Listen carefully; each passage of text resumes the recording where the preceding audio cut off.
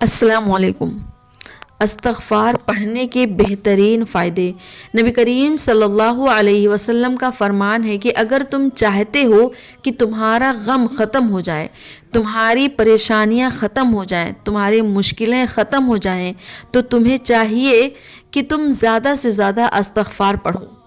ایک طرف یہ کہا جا رہا ہے کہ اپنے رب سے توبہ کرو، زیادہ سے زیادہ استغفار پڑھو۔ اللہ پاک بہت معاف کرنے والا ہے، اللہ پاک معاف بھی کرنے والا ہے اور آسمان سے رزق کی بارش بھی برسانے والا ہے۔ اللہ پاک تمہارے مال میں، تمہاری اولاد میں، تمہارے کاروبار میں برکت بھی عطا کرنے والا ہے، یعنی آپ کو ایک خوشحال اور سکون زندگی عطا کرنے والا ہے۔ یاد رکھیں، پوری قومیں استغفار پڑھنے سے بچ گئیں اور پوری قومیں استغفار نہ پڑھنے کی وجہ سے ہلاک کر دی گئیں۔ حسن بصری رحمۃ اللہ علیہ کا واقعہ ہے کہ آپ کے پاس بہت سارے لوگ الگ الگ پریشانی لے کر حاضر ہوئے، جیسے کہ کسی نے کہا کہ مجھے اولاد نہیں ہو رہی، تو کسی نے کہا میں بہت پریشان ہوں، کسی نے کہا میں بھوکے مر رہا ہوں، کسی نے کہا میرے علاقے میں پانی کی کمی ہے، کسی نے رزق کی کمی بتائی، تو کسی نے کچھ۔ آپ نے سب کو ایک ہی دعوت دی کہ استغفار کثرت سے پڑھو، زیادہ سے زیادہ استغفار پڑھو، کامیابی ضرور ملے گی۔ نبی کریم صلی اللہ علیہ وسلم ایک محفل میں 70 سے 100 بار تک استغفار پڑھا کرتے تھے۔ ایک حدیث ہے کہ جس نے استغفار کثرت سے پکڑ لیا، اللہ پاک اس شخص کو وہاں سے رزق عطا کریں گے جہاں سے اس نے سوچا نہیں ہوگا۔ حضرت آدم علیہ السلام سے جب غلطی ہوئی تو حضرت آدم علیہ السلام نے اپنے گناہوں پر اللہ پاک کے سامنے شرمندہ ہوئے، اللہ پاک سے معافی مانگی، استغفار پڑھا، تو اللہ پاک اتنا خوش ہوئے کہ ان کے درجات کو اتنا زیادہ بلند کر دیا کہ ان کو نبی بنا دیا۔ لیکن ایک غلطی شیطان سے بھی ہوئی تھی، لیکن شیطان میں اتنا گھمنڈ تھا، اتنا اکڑ تھا کہ اس نے اللہ پاک کے سامنے اپنی غلطی کو قبول کرنے سے انکار کر دیا، یعنی استغفار پڑھنے سے منع کر دیا۔ اللہ پاک نے اس کے گھمنڈ کو اس طرح چور چور کیا کہ وہ پوری زندگی دوسروں کو بہکانے میں لگ گیا۔ زیادہ سے زیادہ استغفار پڑھنے سے ہماری دعائیں بھی قبول ہوتی ہیں۔ ایک واقعہ ہے کہ ایک بار احمد بن حنبل رحمۃ اللہ علیہ اپنے ساتھیوں کے ساتھ کہیں جا رہے تھے، راستے میں ایک مسجد دکھی۔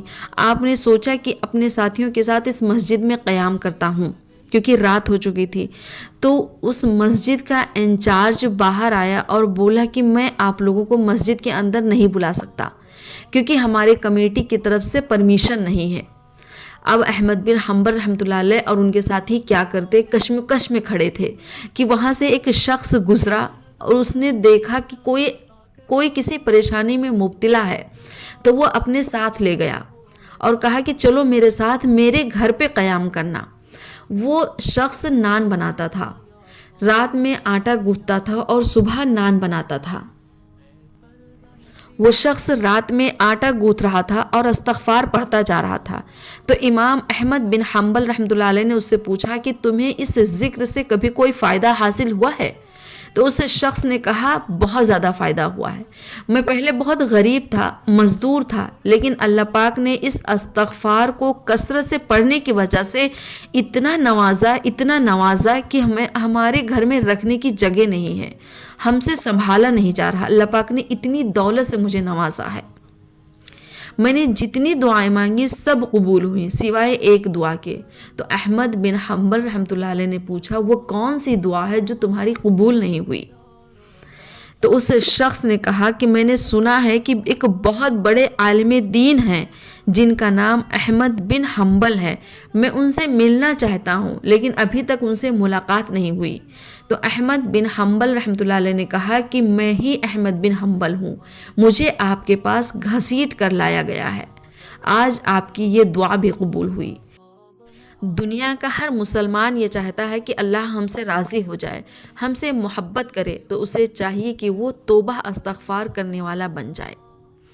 ہمیں چاہیے کہ ہم زیادہ سے زیادہ استغفار پڑھیں، اللہ پاک ہم سے محبت بھی کرے گا، ہماری تمام پریشانیوں کو دور بھی کرے گا، ہماری زندگی میں سکون عطا کرے گا، ہمارے رزق میں برکت عطا کرے گا، ہمارے گناہوں کو معاف کر دے گا۔ آمین ثم